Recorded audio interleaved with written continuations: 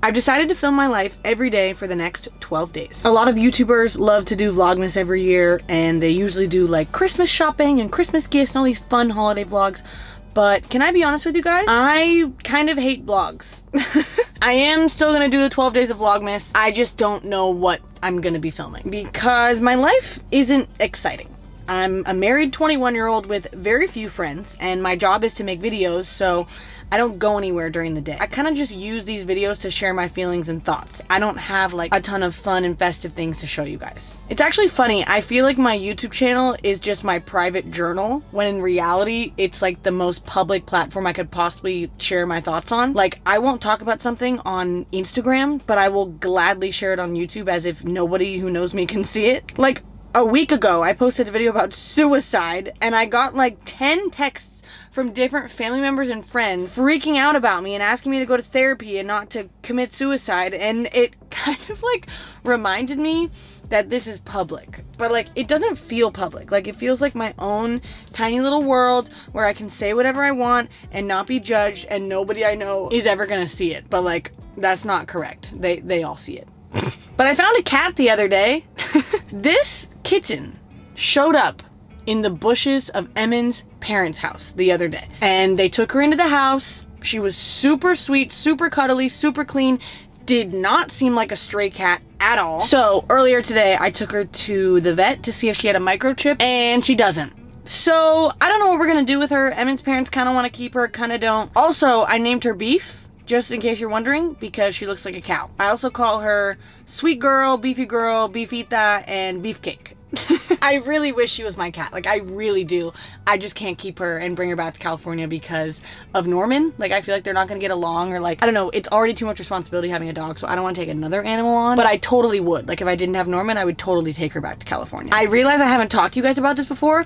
I grew up around cats way more than I grew up around dogs. I only had one dog in my whole life until I was an adult, but I had more than 40 cats when I was a kid. And I know that sounds like I'm exaggerating. I'm not exaggerating, because one time I counted how many cats we had at one time, and there was like 30 something cats. Basically, there were just a ton of outside cats all over my property as a child, and we never got them fixed. So like, they would just keep having babies. And like, I know that's kind of unethical and we probably shouldn't have done that, but like, I don't know. I was a child at the time. I didn't know what the hell was going on. It's kind of the weirdest part of my childhood. Like, honestly, I tell people that. I'm like, yeah, I grew up around like 40 cats. They're like, 40? And I explained to them that like me and my siblings, all under the age of like 10, would like go into the bushes looking for litters of kittens, and like if there were kittens, we would bring them inside to keep them safe from coyotes until they were old enough. If there was a pregnant cat, we would bring her inside our house to give birth in our house to make sure that the kittens wouldn't get eaten by coyotes, because there were tons of coyotes by our house. I just super grew up around like wild cats, like feral cats. Yeah, so anyway, we're buying a new car soon. That's a little life update for you guys. I'm like completely switching my mindset on money around, and it's kind of crazy actually. I've been on this whole like self-discovery journey with like being aware of my life and my choices, and this time last year I was in a pretty damn similar place in life that I am now. And I kind of hate that. I guess I learned a lot of lessons, and I didn't end this year in a worse place than last year, but I definitely thought I would be much further ahead by now. I think I just assumed that life is magically gonna fall into place, but I'm really learning that that's not the case. Hence why I'm here selling my car. I thought it would work out and I thought it would be fine, but 5 months later, it hasn't magically worked out. My family just didn't really have very many like financial issues in my life growing up, or at least I was never like directly affected by them, or I didn't know about them.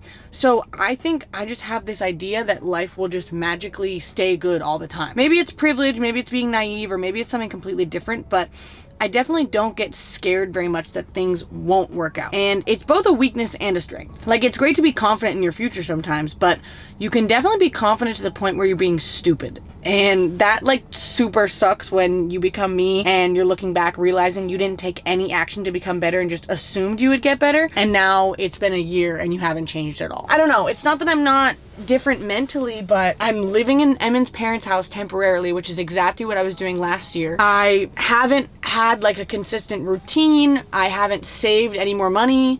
I actually probably have less money than I did last year. My faith is not any stronger than it was last year. My marriage is like definitely better, but it's not like significantly better. I don't know. I just, this is kind of bothering me to think about, but like comparing December 2021 to December 2020 is a little bit depressing. And I'm sure I just put that thought in your brain to compare your December 2021 to your December 2020. But I hope it's better than mine. Maybe you guys can let me know. But I did learn something this year. I know for sure I did. I learned a lot about relationships. I was very scarred by many people in the past couple years, and so I stopped trying to forge relationships or keep up with relationships, and I kind of convinced myself that my husband was literally all I needed in life. This year, I think I started to change it a little bit, and I learned about the importance of non-romantic connection in a person's life. I always centered everything in my life around relationships, and I'm just now realizing that one of the best parts of life is friendship and family, and if you don't nurture those connections, they do go away. Like, I know I have an amazing husband, and at the end of the day, he is truly all I need, but life isn't about, you know, having the bare minimum of what you absolutely need. Like, life is also about sleepovers and movies and deep conversations and comforting a friend through a breakup and going on long drives and talking to your mom on the phone and all of these awesome things that happen outside of your main romantic relationship. Like, there's something really special and necessary about independence, especially as a married person, and I really didn't realize it until the end of this year. I was so scared to have any friendships for the longest time, but after realizing how important it is, I've been forcing myself to keep up with friends and text people back and hang out with people without Emin, and it's life-changing. I have a very small amount of people who I'm still friends with that I met, you know, more than a couple years ago, because every friendship I've ever had has ended very quickly. All of my relationships, like outside of my marriage, have just kind of crumbled and changed and shifted in ways that I didn't want them to. So to have some like really cool connections made this year made me so much happier. Like, even just having one actual friend. Like, I have a best friend, her name is Sandra. She's awesome. She lives in another state, so like I don't even see her very much, but like us FaceTiming, you know, once every couple weeks brings so much joy to my life and makes me feel so much more like a whole person rather than just having no friends to talk to. Like, even just having one friend, just that one person can make you feel so much better about yourself and make you feel like your life has meaning, because like having one person that you happen to be married to is just not enough. You can still be lonely when you're in a relationship, and I definitely experienced that over the past couple years, not because of anything that Emma did, but just because you can't function like as a human being without people other than your significant other. So it's starting to change. It's gonna continue to change in 2022, and I'm so excited to see what friends I'm gonna make and how my relationships are gonna change and how my life is gonna get better.